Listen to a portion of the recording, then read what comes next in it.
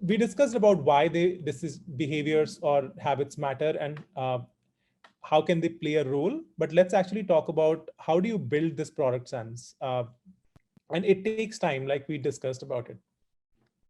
Now, again, to highlight, it is a skill. It is not something you're born with.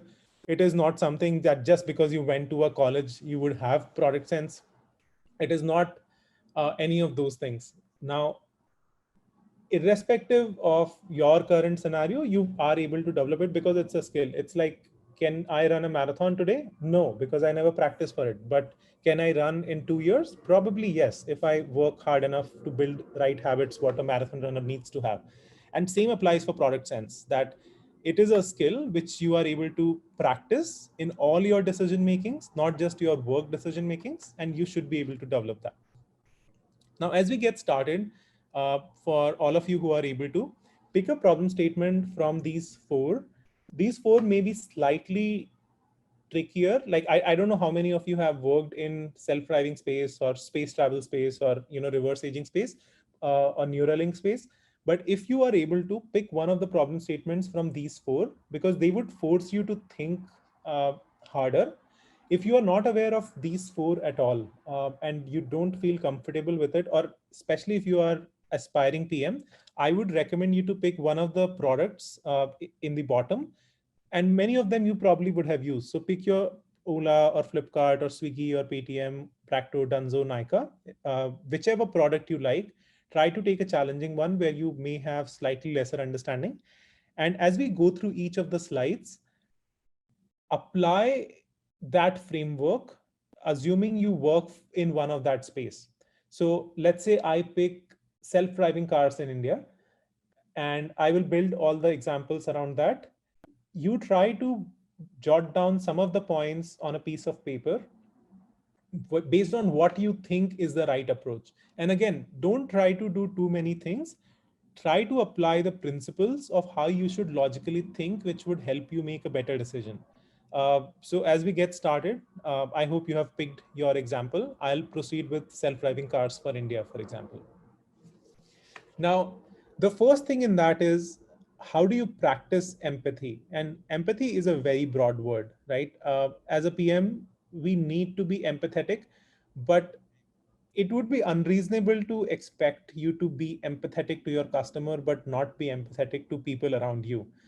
So that magic would not happen. If you want to be empathetic to your customer, it's very easy to start with people who are around you, where you start paying to the words they are telling you, to the emotions you see and feel. And that is the only way. As you become a good PM, you are able to really be customer's advocate and not your manager's advocate or your CEO's advocate only.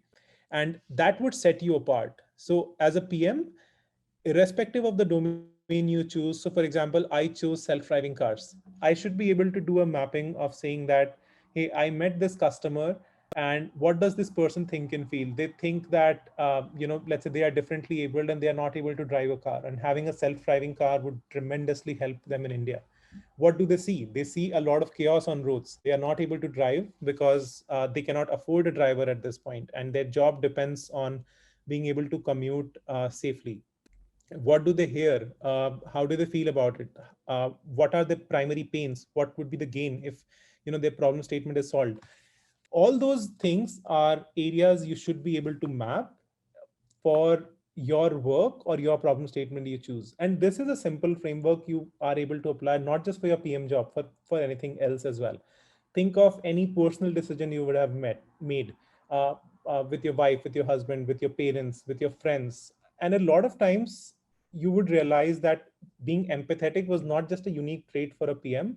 It was a trait which you could have easily developed as a person, and you would see reflections of that personal trait into your professional world as well. So again, try applying this framework to the problem statement you chose, and going forward, try to see if you can pay attention to the words and emotions that you see around your friends and family as well, and give it a thought. That would really help you practice empathy rather than just reading about it. Next point, really important, something we touched on briefly, is your customers will not walk to you and tell you that I have this problem, can you build this for me? Think of it like if Steve Jobs were just sitting in his office thinking about designing a nice phone just because he had an idea of building a great phone. Now, sometimes we can get biased because of how we see some of the personalities on books or TV shows or movies.